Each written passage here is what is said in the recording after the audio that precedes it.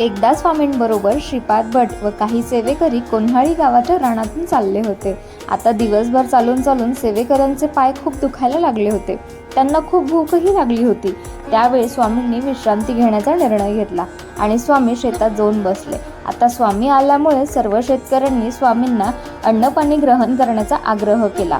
आता अन्नपाणी ग्रहण केल्याच्या नंतर स्वामींना प्रश्न पडला, आता सेवेकऱ्यांचं काय? तेव्हा स्वामी त्यांना म्हणाले, तुम्ही त्या आम्रवृक्षाखाली जाऊन बसा. श्रीपाद भट काही सेवेकऱ्यांना घेऊन त्या वृक्षाखाली पोहोचले. तिथे त्यांची भेट एक वृद्ध सुहासिनी बरोबर झाली. ती वृद्ध सुहासिनी श्रीपाद भट यांना म्हणाली की आज सकाळपासून बरेच मंडळी इथे अन्न ग्रहण करण्यासाठी येणार होते, पण अजूनपर्यंत ते आलेच नाही. एक काम करा, तुम्हीच हे अन्नपाणी ग्रहण करा. त्यावेळी सर्व सेवेकऱ्यांनी तिथे अन्न ग्रहण केले.